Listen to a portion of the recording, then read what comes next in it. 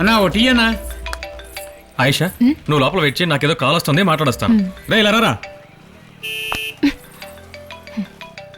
ఈ అమ్మాయిని అక్కడ కూర్చోపెట్టు. ఓకే సార్ రండి. రామ్ గడ్ కాల్ చేస్తున్నాడు, కాసేపు నేర్పిద్దాం. మామా నేను చెప్పేది కొంచెం టెన్షన్ అవ్వకుండా విను మామా. నువ్వు ఫీల్ అవ్వకుండా మీ ఇంట్లో వాళ్ళు చూసిన అమ్మాయినే పెళ్లి చేసుకో మామా.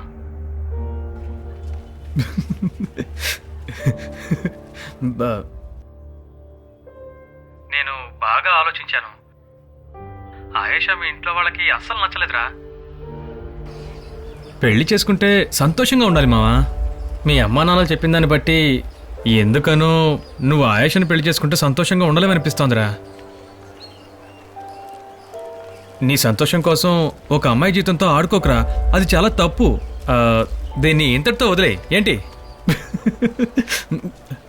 మనోని కాసేపు ఫీల్ అవని.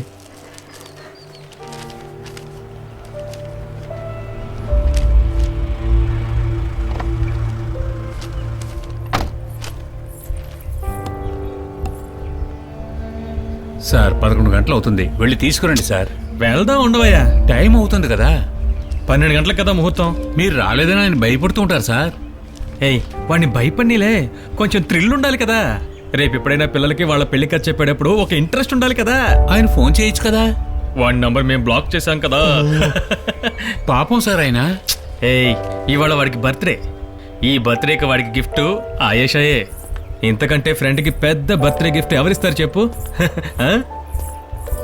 ఏమైంది, తనెందుకు ఇంకా రాలేదు? ఫోన్ ట్రై చేశాను, వాడు తీయలేదు. ఒకవేళ వాడికి రావడం ఇష్టం లేదేమో. ఏమంటున్నారు? సర్ప్రైజ్గా ఉంటుందని నన్ను కూడా తనతో మాట్లాడనివ్వలేదు. ఇప్పుడు ఏం చెయ్యాలి? సరే నువ్వు ధైర్యంగా ఉండు, నేను వెళ్ళి వాడిని తీసుకొస్తాను. ఏంట్రా? రామ్ మనల్ని వదిలేసి పోయాడు రా.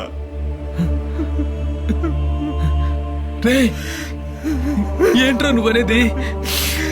అవునరా, డ్రెస్ మార్చుకుంటాను రూమ్ లోకి వచ్చి చెయ్యి కోసుకొని చచ్చిపోయాడు రా.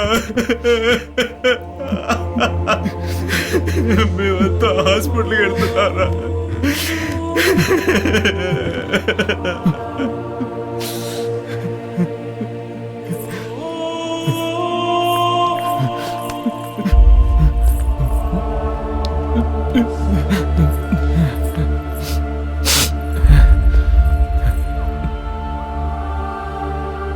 ఏమైంది? ఏమైందో చెప్పండి, అడుగుతున్నాను కదా. ఏమైందండి? ఏమైంది? నువ్వు తట్టుకోలేవని రామ్ చనిపోయిన విషయం దాచి నిన్ను మోసం చేశాడని అబద్ధం చెప్పాను.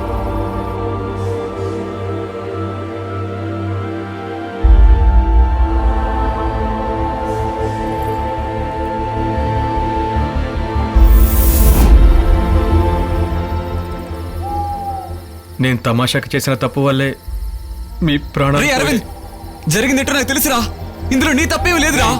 ఏదిరా ఫ్రెండ్షిప్? ప్రాణాలు ఇవ్వడమేరా ఫ్రెండ్షిప్. నేను ఇచ్చేస్తాను రా.